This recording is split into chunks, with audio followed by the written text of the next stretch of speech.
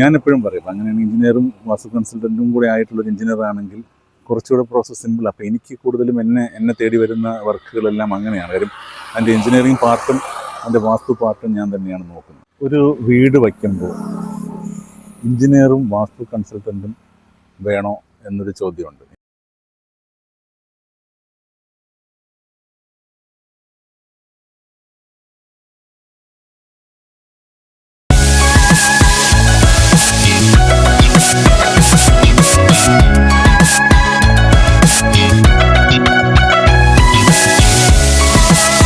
എഞ്ചിനീയറും വാസ്തു consultant അല്ലെങ്കിൽ architect, ഇതിലാരെയാണ് നിങ്ങൾക്ക് ആദ്യം ഡിപ്പെൻഡ് ചെയ്യേണ്ടതെന്നുള്ളൊരു ചോദ്യം എല്ലാവരും ചോദിക്കുന്നുണ്ട്.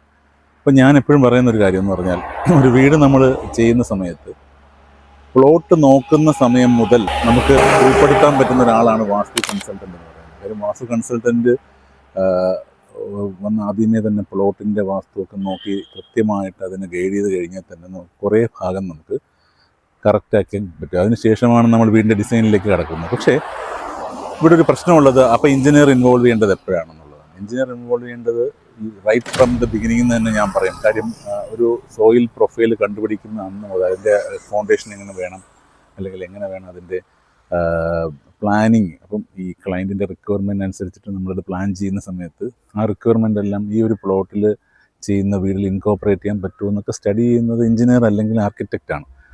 അപ്പോൾ ഈ വാസ്തു കൂടെ അതിൻ്റെ കൂടെ നോക്കി പോയി കഴിഞ്ഞാലുള്ള ഗുണമെന്ന് പറഞ്ഞു കഴിഞ്ഞാൽ, നമുക്ക് ആ പ്ലാൻ തയ്യാറാക്കുമ്പോൾ ഇതൊരു ടീമായിട്ട് നിന്ന് വർക്ക് ചെയ്യേണ്ട ഒരു കേസാണ്. നമ്മൾ എന്തൊക്കെയാണ് എഞ്ചിനീയറുടെ റോൾ എന്ന് പറഞ്ഞു കഴിഞ്ഞാൽ, സോയിലിൻ്റെ ടെസ്റ്റ് മുതൽ സോയിൽ ഫൗണ്ടേഷൻ തീരുമാനിക്കുന്നത് മുതൽ വീടിൻ്റെ സ്ട്രക്ചറൽ മെമ്പേഴ്സ് കൃത്യമായിട്ട് ഡിസൈൻ ചെയ്യുന്ന ബീം, കോളം, അല്ലെങ്കിൽ വാളിൻ്റെ പൊസിഷനിങ്, അല്ലെങ്കിൽ ലോഡ് കൃത്യമായിട്ട് ലോഡ് പാറ്റേൺ ഡിസ്ട്രിബ്യൂഷൻ എങ്ങനെ കൃത്യമായിട്ട് നമ്മൾ ഫൗണ്ടേഷനിലേക്ക് വീടിൻ്റെ ടോട്ടൽ ലോഡ് എങ്ങനെ ഡിസ്ട്രിബ്യൂട്ട് ചെയ്യുന്നത് തീരുമാനിക്കുന്ന എഞ്ചിനീയറാണ്.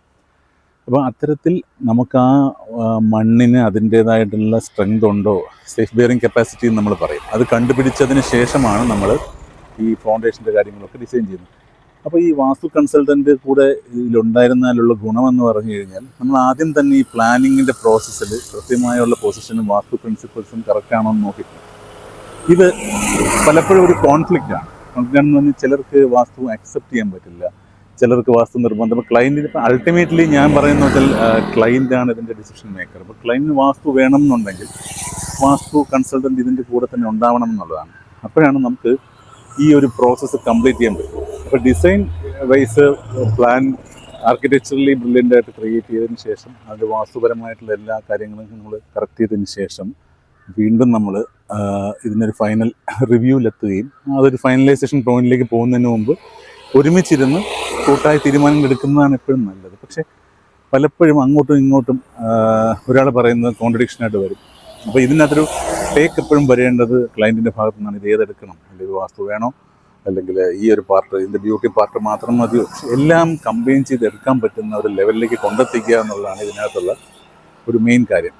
അപ്പോൾ ഞാനെപ്പോഴും പറയും അങ്ങനെയാണ് എഞ്ചിനീയറും വാസ്തു കൺസൾട്ടൻറ്റും കൂടെ ആയിട്ടുള്ളൊരു എഞ്ചിനീയർ ആണെങ്കിൽ കുറച്ചുകൂടെ പ്രോസസ്സ് സിമ്പിൾ. അപ്പോൾ എനിക്ക് കൂടുതലും എന്നെ തേടി വരുന്ന വർക്കുകളെല്ലാം അങ്ങനെയാണ്. കാര്യം അതിൻ്റെ എഞ്ചിനീയറിംഗ് പാർട്ടും അതിൻ്റെ വാസ്തു പാർട്ടും ഞാൻ തന്നെയാണ് നോക്കുന്നത്. കാരണം എന്ന് വെച്ചാൽ ഞാൻ ഈ വാസ്തുവിൽ സ്പെഷ്യലൈസ് ചെയ്തുകൊണ്ട് എൻ്റെ എഞ്ചിനീയറിംഗ് എക്സ്പീരിയൻസും അതേപോലെ തന്നെ നിൽക്കുന്ന ഒരാൾ. 25 വർഷമായിട്ട് എഞ്ചിനീയറിംഗ് പ്രാക്ടീസ് ചെയ്യുന്നത് കൊണ്ട് തന്നെ 25 വർഷമായിട്ട് വാസ്തു പ്രാക്ടീസ് ചെയ്യുന്നുണ്ട്. അപ്പം എന്നെ സംബന്ധിച്ചിടത്തോളം ഇത് രണ്ടും ഒരുമിച്ച് ബാലൻസ് ചെയ്ത് കൊണ്ടുപോകാൻ പറ്റുന്നു എന്നുള്ളതാണ് എനിക്ക് ഏറ്റവും വലിയ അഡ്വാൻറ്റേജ് എന്ന് പറയുന്നത്. എപ്പോഴും ഞാൻ തീർത്തും അപ്പോൾ ഒരു സ്ട്രക്ചറിൽ അപ്പോൾ ഞാൻ ഡിസൈൻ ചെയ്യുന്ന സമയത്തെ വാസ്തു എൻ്റെ മനസ്സിലുള്ളത് കൊണ്ട് വാസ്തുപരമായിട്ട് തന്നെ ഡിസൈൻ ചെയ്യാനും പറ്റുള്ളൂ. അതാണ് ഇതിനകത്തുള്ളൊരു കാര്യം.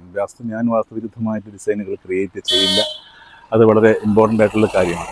എന്നെ സംബന്ധിച്ചിടത്തോളം വാസ്തു എഞ്ചിനീയറിങ്ങും രണ്ടും ബാലൻസ് ചെയ്തുകൊണ്ടാണ് എല്ലാ ഡിസൈനും എക്സിക്യൂഷനും ഒക്കെ ഞാൻ ചെയ്യുന്നത്. അപ്പോൾ ഞാനിപ്പോൾ അത് പറഞ്ഞു, എല്ലാവർക്കും ഇപ്പം അങ്ങനെ ആളിനെ കിട്ടിക്കൊള്ളണമെന്നില്ല. അങ്ങനെയാണെങ്കിൽ തന്നെ നിങ്ങളിതെല്ലാം ഒരുമിച്ച് ബാലൻസ് ചെയ്യാൻ പറ്റുന്ന രീതിയിലുള്ള ഒരു ടീമിനെ ഉണ്ടാക്കിയിട്ട് വേണം വീട് ചെയ്യാൻ. പിന്നെ നമ്മൾ വീടിൻ്റെ പ്ലാൻ ക്രിയേറ്റ് ചെയ്തതിന് ശേഷം കുറേ വാസ്തു ചേഞ്ച് വരുത്തുക, അല്ലെങ്കിൽ നമ്മൾ അതിന് ശേഷം വേറെ കുറേ കാര്യങ്ങൾ പ്ലാൻ മൊത്തം പൊളിച്ചെഴുതേണ്ട അവസ്ഥയിലേക്ക് പോകുന്ന ഒരുപാട് ബുദ്ധിമുട്ടുകൾ അനുഭവിക്കുന്നതായിട്ട് ഞാൻ കാണുന്നുണ്ട്. അപ്പം അങ്ങനെ ചെയ്യരുത്. കഴിയുന്നതും ഇതിനൊരു ഹയറാർക്കി. അപ്പോൾ ഫസ്റ്റ് ഒരു പ്ലോട്ട് കൊണ്ട് കാണിക്കേണ്ടത് ഒരു എഞ്ചിനീയറിനെയും വാസ്തു കൺസൾട്ടന്റിനെയും ഒരുമിച്ച് കൊണ്ട് കാണിക്കുന്നതാണ് ഏറ്റവും നല്ലത്. ഇത് രണ്ടും ഒരാളായാൽ നിങ്ങൾക്ക് വളരെ നല്ലതാണ്. കാര്യം എന്ന് വെച്ചാൽ അങ്ങനെ വാസ്തു അറിയാവുന്നൊരു എഞ്ചിനീയർ ആണെങ്കിൽ കുറച്ചുകൂടെ നന്നായി നിങ്ങൾക്ക് ആദ്യം തന്നെ ആ പ്ലാൻ ക്രിയേറ്റ് ചെയ്യുന്ന സമയത്ത് ആ വാസ്തു അവിടെ ഉണ്ടാവും. പിന്നെ നമ്മൾ ഒരാളെ ഡിപ്പെൻഡ് ചെയ്ത് പോകുമ്പോഴത്തേക്ക് പിന്നെ ഇടയ്ക്കിടയ്ക്ക് ഓരോ ആളുകളെ കൊണ്ടുവന്ന് അങ്ങനെ ചില ആളുകൾ ചെയ്യുന്നുണ്ട്. അതൊന്നും ഒരു നല്ല കീഴ്വഴക്കമല്ല. 10 പേരുടെ ഒപ്പീനിയൻ എടുത്തിട്ട് ഏറ്റവും ബെസ്റ്റ് എടുക്കുക, അങ്ങനെയൊന്നും നമ്മൾ ഇതിനകത്ത് ചെയ്യാൻ നിൽക്കരുത്. കാര്യം എന്ന് വെച്ചാൽ ഇതിനകത്ത് ഒരു ഇൻകംപ്ലീറ്റ്നെസ് എല്ലായിടത്തും വരും എന്നുള്ളതാണ് നമ്മൾ മനസ്സിലാക്കേണ്ടത്. കാര്യം ഒരു 100% പെർഫെക്റ്റ് വാസ്തു ഒരിക്കലും പോസിബിൾ അല്ല. പക്ഷേ 100% പെർഫെക്റ്റ് എഞ്ചിനീയറിങ് പോസിബിളുമാണ്. അപ്പോൾ അതുകൊണ്ട് ഇതിൻ്റെ ബാലൻസ് വാസ്തുവിന് കറക്റ്റ് അർഹതപ്പെടുന്ന വെയിറ്റേജ് കൊടുക്കുകയും എഞ്ചിനീയറിങ് ആസ്പെക്റ്റുകൾക്ക് വളരെ ഇമ്പോർട്ടൻസ് കൊടുക്കുകയും ചെയ്തുകൊണ്ട് നല്ല രീതിയിലൊരു വീട് ചെയ്താൽ മാത്രമേ നമുക്ക് ആ ഒരു വീടിൻ്റെ ഒരു പൂർണ്ണത എത്തുകയുള്ളൂ. അൾട്ടിമേറ്റ്ലി നമുക്ക് എന്താണ് വേണ്ടതെന്നുള്ള റിക്വയർമെൻറ്റ് നമ്മൾ കൃത്യമായിട്ട് ആദ്യം മനസ്സിലാക്കുക എന്നുള്ളതാണ് ഏറ്റവും വലിയ കാര്യം. നമുക്ക് വീട് വയ്ക്കുമ്പോൾ നമ്മുടെ പ്രയോറിറ്റി എന്താണ്, ആ പ്രയോറിറ്റിക്ക് അനുസരിച്ചിട്ടുള്ള ഡിസൈൻ ക്രിയേറ്റ് ചെയ്യാനാണ് നമ്മൾ നിയോഗിക്കുന്ന ആളോട് സംസാരിക്കേണ്ടത്. അപ്പോൾ ഞാനെപ്പോഴും പറയും, പ്രോജക്റ്റ് ബ്രീഫിംഗ് എന്ന് പറയുന്ന സംഭവം, എൻ്റെ പ്രോജക്റ്റ് ബ്രീഫിങ്സ് ഒക്കെ 1 മണിക്കൂറിൽ കൂടുതൽ നീണ്ടുപോകും. ഒരു ക്ലയൻറ്റ് നമ്മുടെ അടുത്ത് വന്നു കഴിഞ്ഞാൽ നമ്മൾ അത്ര നേരം സംസാരിച്ചിട്ടാണ് അവരുടെ റിക്വയർമെൻറ്റും കാര്യങ്ങളും മനസ്സിലാക്കിയിട്ടാണ് ഒരു ഡിസൈനിലേക്ക് കിടക്കുന്നത്. അതുകൊണ്ട് അങ്ങനെ സ്മൂത്ത് പ്രോസസ്സ് ഉണ്ടാക്കിയെടുക്കുക വീട് ചെയ്യുമ്പോൾ, അതിൻ്റെ പൂർണ്ണതയിലേക്ക് എത്തുക എന്നുള്ളതാണ് പ്രധാനപ്പെട്ട കാര്യം. ഇത്രയും പറഞ്ഞിട്ട് വീഡിയോ അവസാനിപ്പിക്കുന്ന മറ്റു നല്ല വീഡിയോ നിങ്ങൾ എത്തുന്നത്. നന്ദി, നമസ്കാരം.